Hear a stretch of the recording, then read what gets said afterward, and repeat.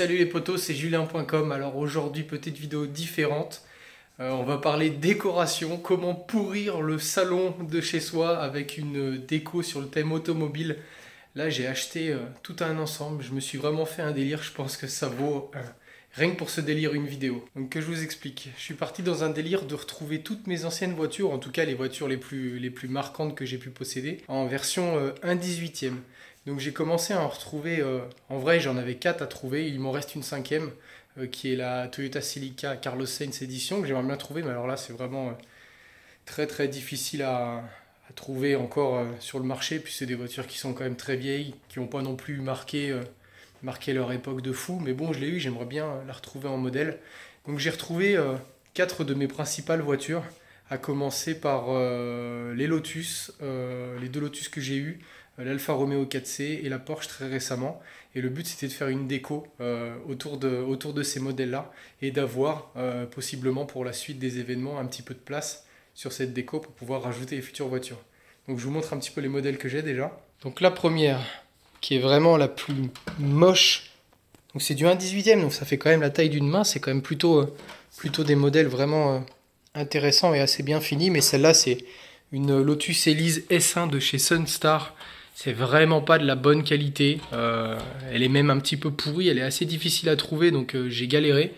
Elle n'est pas matching color par rapport à celle que j'avais, la mienne était grise, là elle est jaune, mais les Sunstar étaient toutes jaunes, donc c'est un peu difficile à trouver une autre couleur. Je reste en veille, si jamais je trouve une Elise S1 grise, je l'achèterai. Sinon, peut-être un jour sur un délire, je m'amuserai à la repeindre. Mais bon, en tout cas, voilà, ça signifie que j'ai eu une Lotus Elise S1. C'est un petit modèle comme ça qui paie pas de mine. Elle est très très mal finie. C'est vraiment pas très beau. Les pneus, tout ça, c'est dégueulasse. Mais au moins, j'en ai une à mettre sur ma déco. Ça, c'était vraiment ma première voiture vraiment purement sportive que j'ai pu posséder.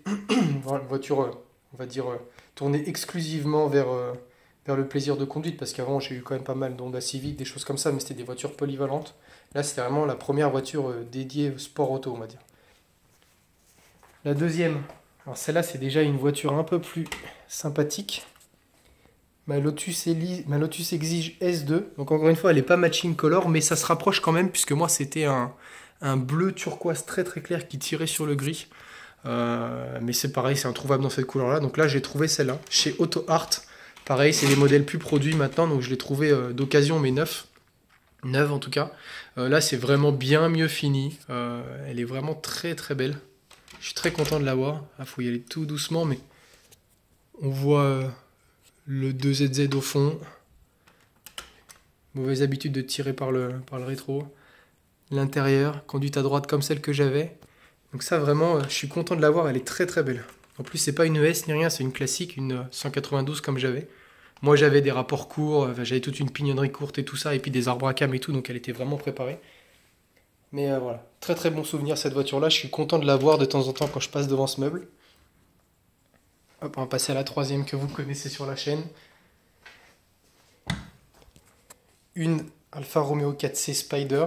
Donc elle est matching color sauf sur les jantes. Moi j'avais les jantes couleur alliage classique.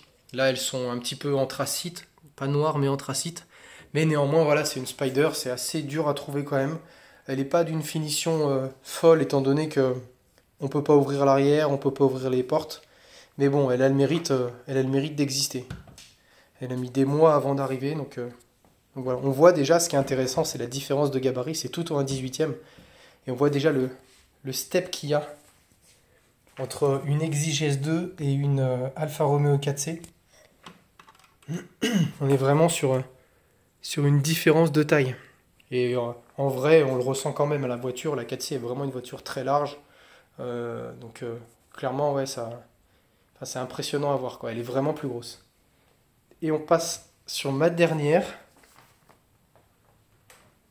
Ma beauté, mon bébé, mon petit poussin jaune, qui est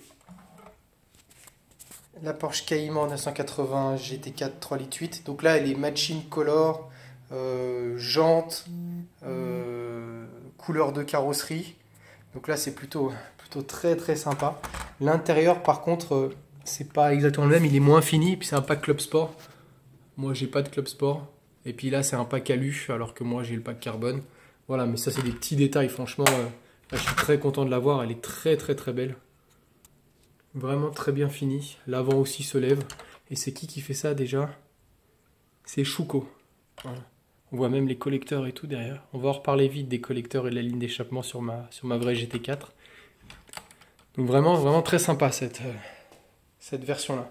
Tout en 1/18e, là par contre on voit vraiment qu'il y a vraiment une différence de taille. Elle est vraiment bien plus grosse que les autres. Donc même si elle paraît toute petite sur les vidéos et sur les photos, en vrai c'est quand même une voiture vraiment plutôt imposante. Et donc voilà mes 4 plus belles voitures que j'ai jamais possédées. Je suis content de les avoir toutes en version 1/18e. Ça me permet des fois de me rappeler un peu la chance que j'ai eue d'avoir tous ces véhicules. Et donc je me suis dit, pourquoi pas réunir tout ça dans un seul et même endroit, sur une seule et même déco plutôt sympa. Et là je pense que vous commencez à comprendre. Et si vous n'avez pas compris, je vais faire un peu de place et je vais rajouter un élément qui va vous permettre de comprendre. Hop, un petit camion. Un MAN diesel, donc je l'ai pris, j'ai pris vraiment un vieux camion parce que j'adore ces vieux looks de vieux camions. Je l'ai pris en 6 roues comme ça. J'aurais pu prendre un camion vraiment très récent et tout, mais là j'aime bien le côté old school. Donc j'ai acheté ce petit camion là pour aller avec, je pense que vous l'avez compris, une remorque. Donc on va aller ouvrir tout ça et on va voir un petit peu comment composer toute cette déco.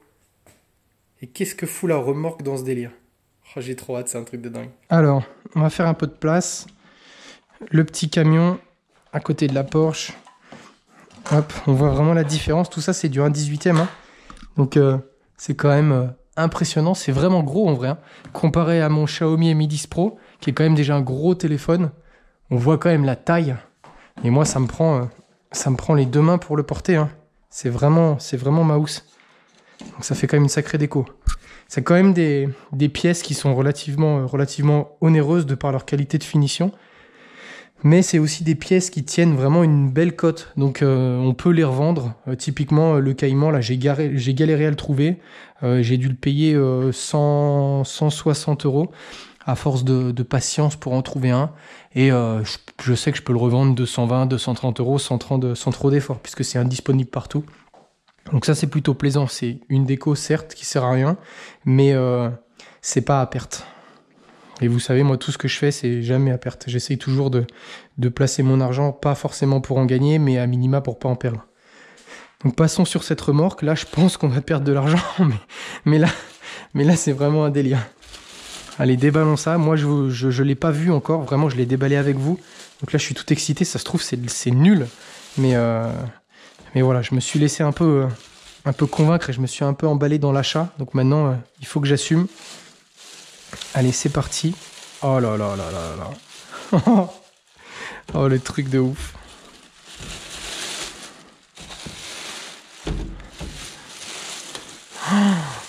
Oh, la qualité de finition. Ah, mon ami roumain, là, il n'y a pas de doute. Il n'y a pas de doute, il sait bosser. Hein. Alors ça, comment... Hop. Hop. On va laisser ça comme ça pour l'instant. Et donc je pense que vous avez compris ce que c'est. C'est un porte-voiture où dessus je vais mettre tous mes modèles. Ça va être une dinguerie. Je suis vraiment très très content parce que le niveau de qualité est absolument incroyable de finition. Je pense que ça va être cool. Donc c'est vrai que bon, ça fait très déco voiture, ça fait très gamin, mais je trouve l'ensemble, enfin c'est relativement inédit. Moi, j'ai jamais vu ça ailleurs.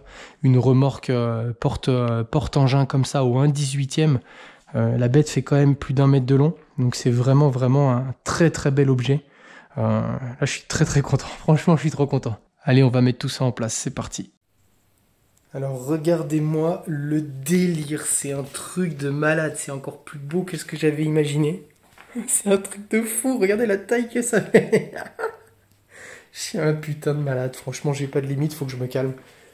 Regardez ça un peu, c'est un truc de fou, la remorque elle est dingue. Toute faite à la main, les pièces là sont pas usinées mais sont taillées avec une découpe laser. Et le mec après assemble et peint tout à la main. Donc voilà, on peut monter des véhicules sur le plateau, naturellement. Il y a des rampes derrière qui sont dans l'emballage. Ah, c'est quand même bien fait, il y a carrément la plaque et tout. Les petites barrières pour pas tomber. Là aussi, il y a des rampes pour monter là. Enfin, franchement, c'est vraiment super bien fait. On a même le crochet pour atteler. Oh, c'est vraiment un truc de ouf avec le camion. Donc on va mettre la première voiture dessus. Moi, celle que je veux voir tout en haut, c'est ma voiture actuelle, c'est le GT4. Après, on ouvrira ce qu'il y a là-dedans. Il y a l'air d'avoir 2-3 trucs. Ah, une petite plaque à l'arrière aussi. Donc mettons le GT4. Oh, c'est un truc de ouf. Oh, c'est un truc de malade. Avouez les gars que c'est un truc de fou, franchement. Oh, c'est un truc de malade. On va mettre dessous. Qu'est-ce qu'on va mettre dessous? On va mettre la plus moche qui est la Lotus Elise. Hop.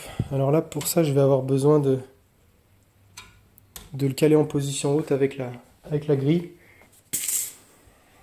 Donc alors, j'ai ouvert tout ça. On a une petite plaque à l'arrière. On a les rampes. Et on a ça qui sert à maintenir en hauteur le bousin là. Hop, donc je sais pas comment ça marche. Si ça marche comme ça.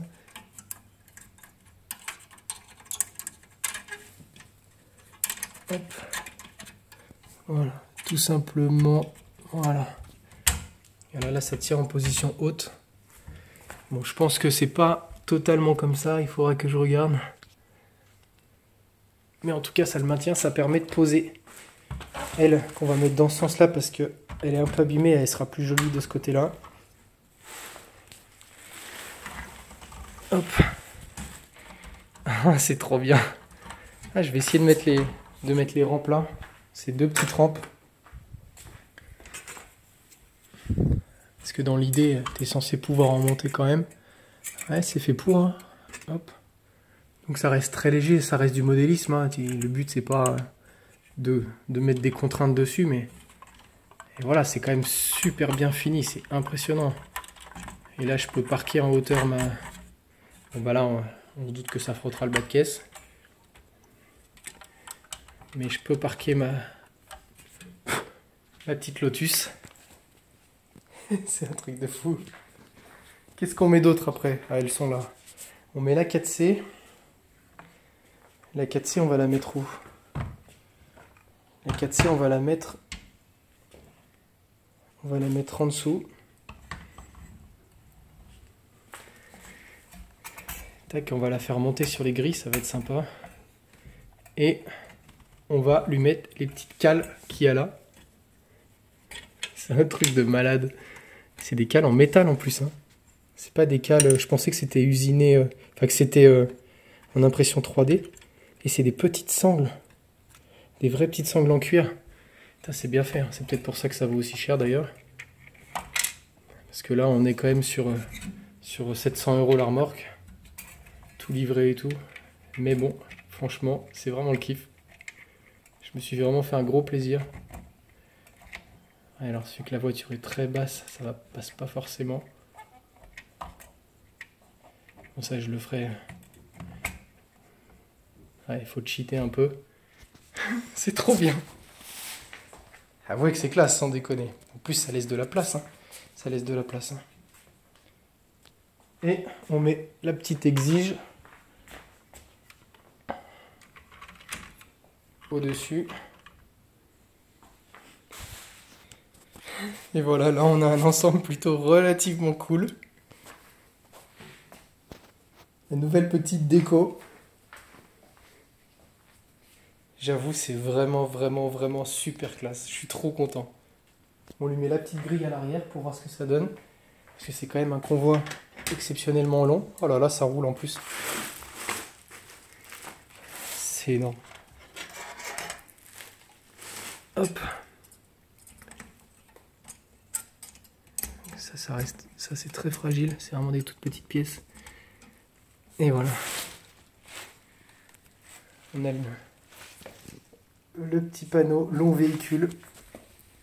Le tout au 1/18e. Matez la longueur du truc. C'est vraiment trop bien. Et ça me laisse encore la place pour au moins 2 voitures, 3 je pense si j'arrive à serrer bien comme il faut. Donc voilà, on verra la suite des événements.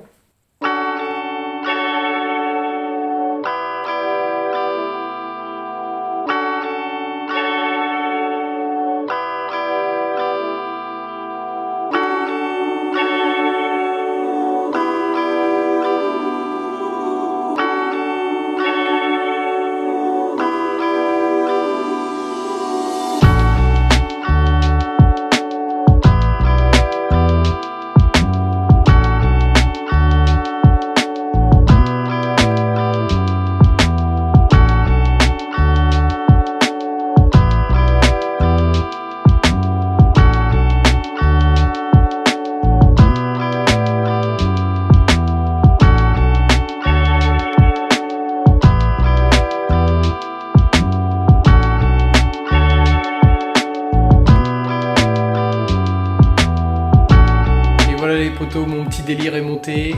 Dites-moi ce que vous en pensez dans les commentaires. Moi personnellement je trouve ça vraiment dingue. Rien qu'à voir ça là dans la vidéo, c'est vraiment un truc de ouf. Donc dites-moi ce que vous en avez pensé. Si vous avez aimé la vidéo comme d'habitude, likez-la, commentez-la et partagez-la. Et moi je vous dis à la prochaine pour de nouvelles aventures avec la GT4. Allez, ciao!